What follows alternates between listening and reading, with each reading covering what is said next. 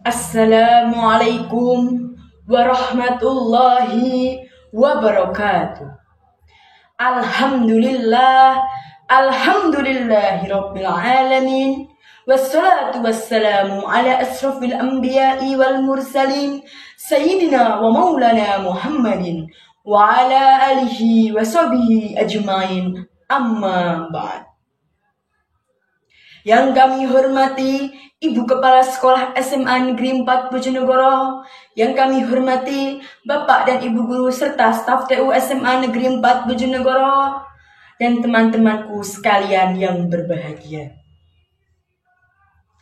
Pertama-tama, marilah kita panjatkan puja dan puji syukur kehadirat Allah Subhanahu wa Ta'ala, sehingga kita diberi kesehatan pada masa pandemi sekarang ini. Tak lupa, sholawat serta salam tetap tercurahkan kepada junjungan kita Nabi besar Muhammad Sallallahu Alaihi Wasallam. Teman-teman yang berbahagia, pada bulan ini kita memperingati yang namanya bulan Isra dan Mi'raj. Apa sih Isra Mi'raj itu? Isra berarti perjalanan Nabi Muhammad Sallallahu Alaihi Wasallam dari Masjidil Haram menuju Masjidil Aqsa. Sedangkan Mi'raj adalah perjalanan Nabi Muhammad Sallallahu Alaihi Wasallam dari Masjidil Aqsa menuju Sidratul Muntaha. Allah Subhanahu wa Ta'ala sudah berfirman pada surat Al-Isra ayat 1. Yang artinya, Maha Suci Allah telah memperjalankan hambanya pada suatu malam dan penuh berkah di sekelilingnya. Teman-temanku yang berbahagia, pada perjalanan Nabi Muhammad SAW, beliau menerima berkah, yaitu sholat. Beliau menerima berkah sholat 50 waktu dalam sehari semalam. Apa kita sanggup sholat 50 waktu dalam sehari semalam? Sulit bukan? Pasti sangat sulit untuk kita semua. Dan Nabi Muhammad SAW meminta Allah Subhanahu wa Ta'ala untuk memberi keringanan, sehingga sekarang sholat kita tinggal 5 waktu dalam sehari semalam. Tinggal 5 waktu saja, masa kita nggak mau mengerjakan? Kita sebagai umat Islam hukumnya wajib untuk mengerjakan sholat. Nabi Muhammad SAW sudah bersabda, yang artinya sholat itu wajib. Sholat itu merupakan tiang agama, dan barang siapa yang mendirikan sholat, maka dia telah membangun agama Islam. Dan barang siapa yang meninggalkan sholat, termasuk orang-orang yang merobohkan agama Islam. Jangan sampai kita termasuk orang-orang yang merobohkan agama Islam. Nauzubillahi min dzalik. Maka dari itu, kita sebagai umat Islam harus menjalankan kewajiban kita. Mari kita tunaikan sholat 5 waktu saja dalam sehari semalam. Subuh, duhur, asar, maghrib, dan isya. Mungkin kita merasa, kenapa sih harus sholat? Kenapa? Ya kita sebagai umat Islam sudah diberkahi banyak keberkahan di hidup ini. Kita tinggal sholat. Sholat adalah penentu kita. Mau kemanakah kita nanti? Mau ke neraka, mau ke surga, tinggal kita sendiri yang menentukan. Ayo kita sholat dan hanya mengharap keridhaan Allah Subhanahu wa Ta'ala semata. Jangan karena orang lain kita sholat. Mungkin pertama kita karena orang lain, tapi ayolah perlahan-lahan. Pasti semua ada dorongan dari hati dan karena Allah Subhanahu wa Ta'ala. Mungkin itu yang dapat saya sampaikan. Mohon maaf bila ada perkataan yang kurang berkenan. Undur makola wala tangdur mankola. Wallahul muwafiq ila aqwamit thoriq. Assalamualaikum warahmatullahi wabarakatuh.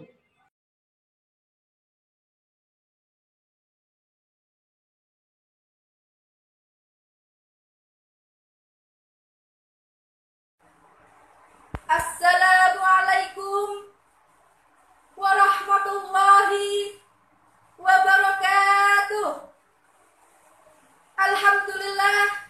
Alhamdulillahirabbil alamin. Assalatu wassalamu ala asrafil anbiya'i wal mursalin sayyidina wa maulana Muhammadin wa ala alihi wa sahbihi ajma'in, amma ba'du. Segenap dewan juri yang saya hormati, rekan-rekan seperjuangan yang saya banggakan, pertama-tama marilah kita panjatkan puja dan puji syukur kita atas kehadirat Allah Subhanahu wa Ta'ala, atas limpahan rahmat, hidayah serta inayahnya, sehingga kita dapat berkumpul di sini dalam majelis yang insya Allah mubarakah ini. Kedua kalinya, salawat serta salam semoga tetap tercurahkan pada junjungan kita Nabi besar Muhammad SAW. Semoga kita mendapatkan syafaatnya di yaumil qiyamah. Amin ya rabbal alamin. Sebelum saya bertausiah, mari kita bersolawat agar lebih bersemangat. Are you ready? Salatullah, salamullah ala toha rasulillah. Salatullah, salamullah ala yasin habibillah.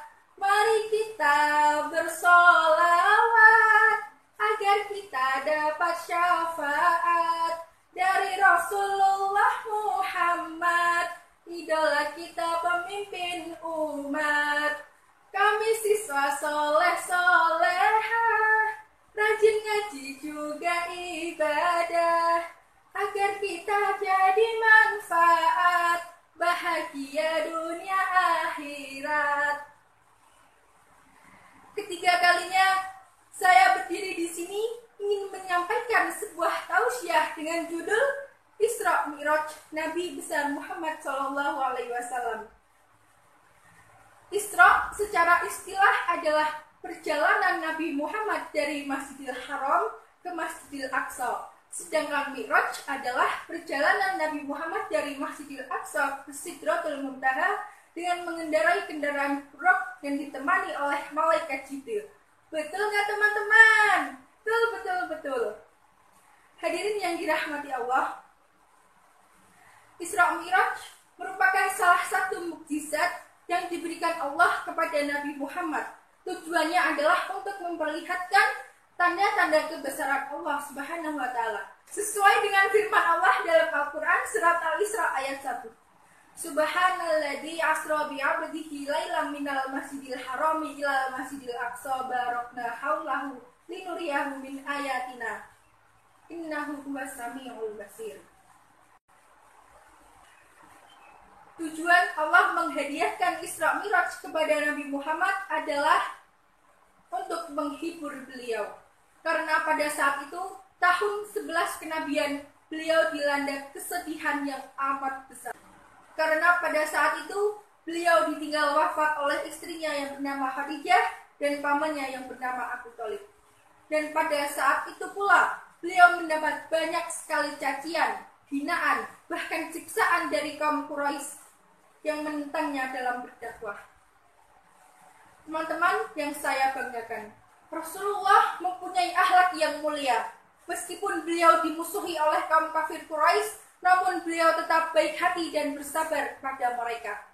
Maka dari itu, marilah kita contoh akhlak Rasul dalam kehidupan sehari-hari kita, agar kita menjadi anak yang soleh-solehah kebanggaan orang tua. Cukup sekian pidato yang dapat saya sampaikan. Semoga barokah dan manfaat bagi kita semua. Santen parutan klopo, sekap semanten atur kawula. Pak Bupati Menek Klopo, belah enten lepat nyuwun pangapura.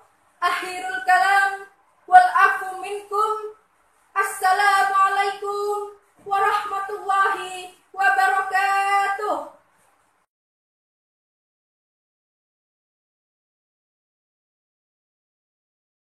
Assalamualaikum warahmatullahi wabarakatuh. Assalatu wassalamu ala asrafil anbiya wal mursalin Sayyidina Muhammadin wa ala alihi wa sahbihi ajmain, amma ba'du. Dewan juri yang saya hormati dan juga teman-temanku yang berbahagia, puji syukur kehadirat Allah Subhanahu wa Ta'ala yang telah memberikan nikmat serta karunia-Nya kepada kita semua. Salawat serta salam senantiasa kita curahkan kepada junjungan Nabi besar Muhammad Sallallahu Alaihi Wasallam serta keluarga dan para kerabatnya. Sebelumnya izinkan saya memperkenalkan diri saya terlebih dahulu, karena kata pepatah tak kenal maka tak sayang. Perkenalkan, nama saya Rahmadiah Syafani Maulida. Saya perwakilan dari kelas 11 MIPA 4. Dan pada kesempatan kali ini saya akan menyampaikan dakwah saya tentang indahnya doa. Apa sih doa itu? Doa adalah cara kita sebagai makhluk untuk berbicara kepada Allah Subhanahu wa Ta'ala sebagai Sang Pencipta. Melalui doa kita bisa mencurahkan syukur kita, meminta atau memohon, dan juga menyerahkan diri kepada Allah Subhanahu wa Ta'ala. Allah berfirman, A'udzu billahi minasy syaithanir rajim. Bismillahirrahmanirrahim. Ud'uni astajib lakum, yang artinya mintalah kepadaku niscaya akan aku kabulkan. Quran surat Al-Mu'min ayat 60. Teman-teman pasti pernah ya bertanya-tanya, kenapa kita sudah setiap hari mohon kepada Allah tapi tidak langsung dikabulkan? Jangan salah sangka, tidak semua doa yang kita minta bisa langsung dikabulkan detik itu juga. Contohnya seperti ini, jika kita meminta sesuatu bisa saja dikabulkan setahun lagi, 2 tahun lagi, 3 tahun lagi, bahkan belasan tahun lagi. Dan sesuatu yang dikabulkan lama dan usahanya lebih besar itu akan lebih terasa menyenangkan jika kita sudah mendapatkannya. Dan ada juga contohnya, kita minta kekayaan kepada Allah, tetapi semasa hidup kita tidak diberikan kekayaan itu. Bukan berarti Allah tidak sayang kepada kita, tapi bisa saja Allah akan memberikannya kelak nanti ketika kita di akhirat. Kita akan mendapatkannya di surga. Di surga kita bisa minta apapun yang kita mau. Dan ada juga yang seperti ini. Ketika kita meminta sesuatu, contohnya barang atau apapun, Allah tidak mengabulkan berupa barang tersebut, tetapi Allah mengabulkannya melalui menghapus dosa-dosa kita. Jadi jangan pernah berpikiran Allah tidak sayang kepada kita hanya karena Allah tidak mengabulkan doa kita. Karena Allah akan mengabulkan apa yang kita butuhkan, bukan apa yang kita inginkan. Sekian yang dapat saya sampaikan, kurang lebihnya mohon maaf. Wassalamualaikum warahmatullahi wabarakatuh.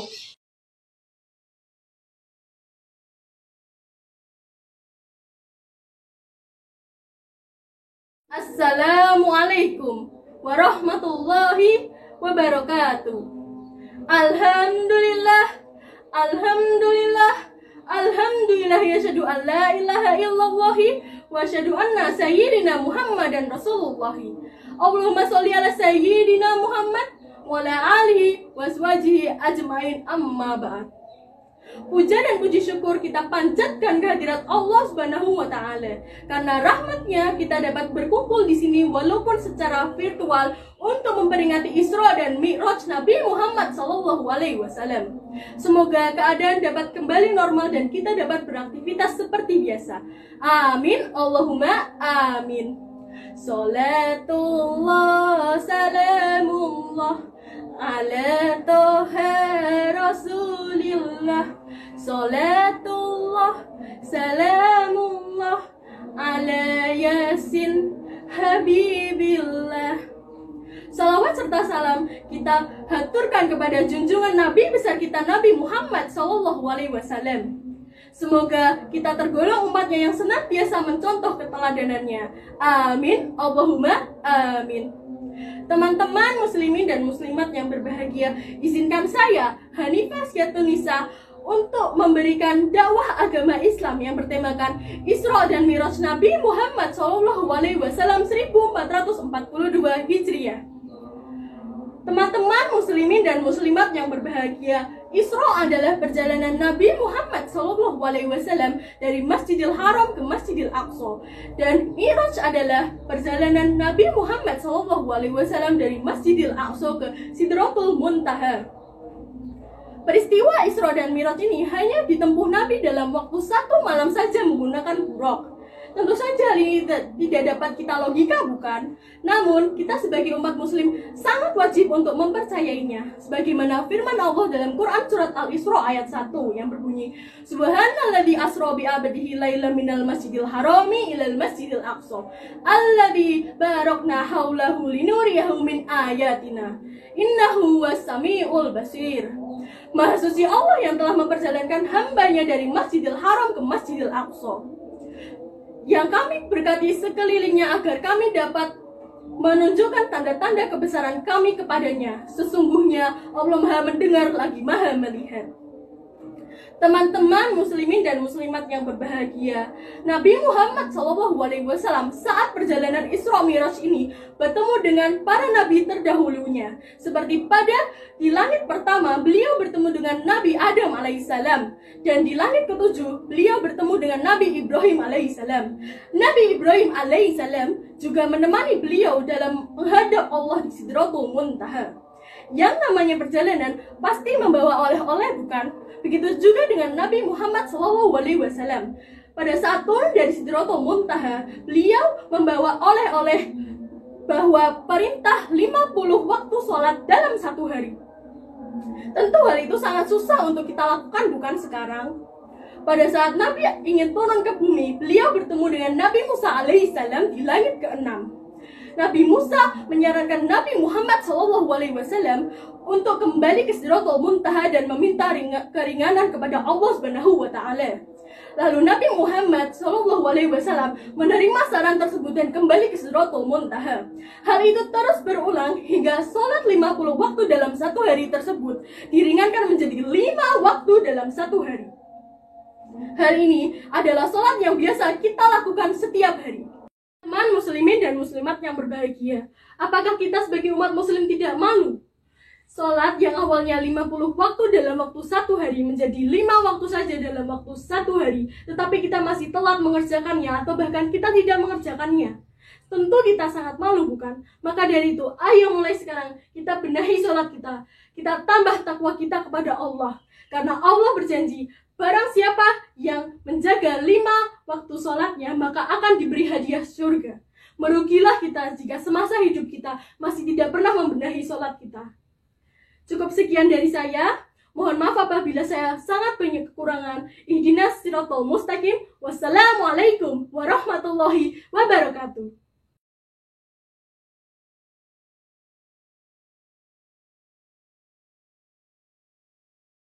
Assalamualaikum warahmatullahi wabarakatuh. Alhamdulillahirabbil alamin, wassalatu wassalamu ala asrofil anbiya'i wa mursalin syahidina wa maulana Muhammadin wa ala alihi wa sahbihi ajma'in, amma ba'du. Puji syukur atas kehadirat Allah Subhanahu wa Ta'ala yang telah memberikan nikmat yang begitu luar biasa sehingga kita bisa bertemu walau tanpa tatap muka.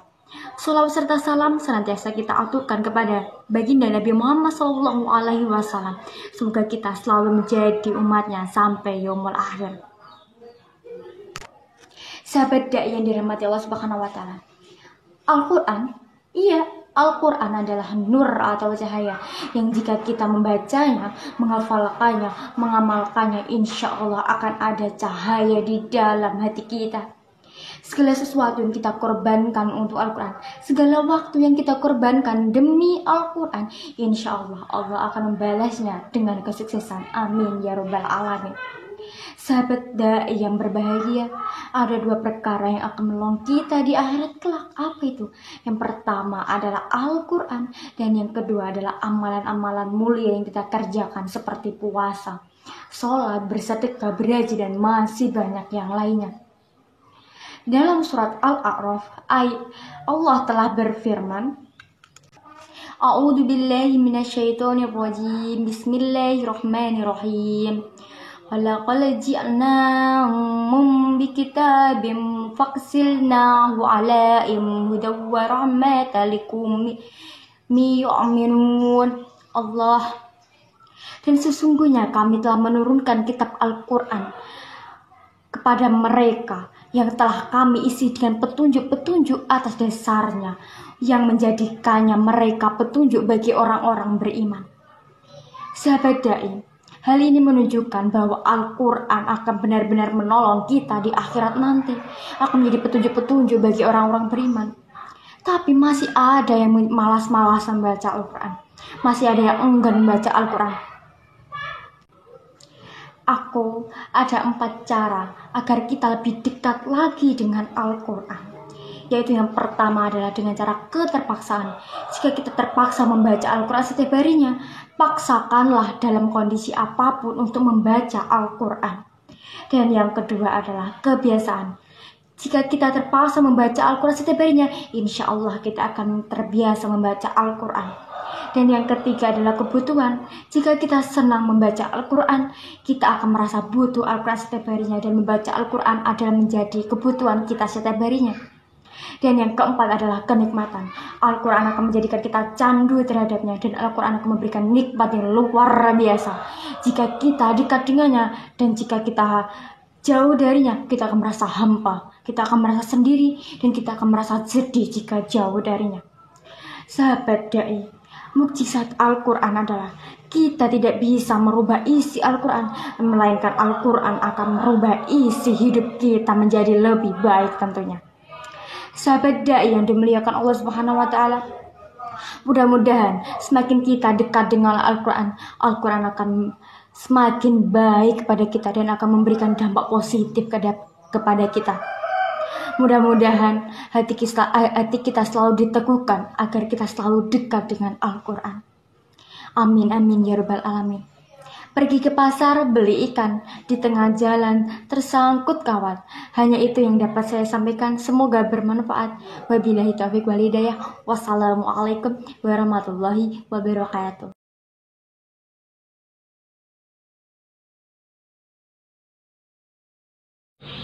Assalamualaikum warahmatullahi wabarakatuh.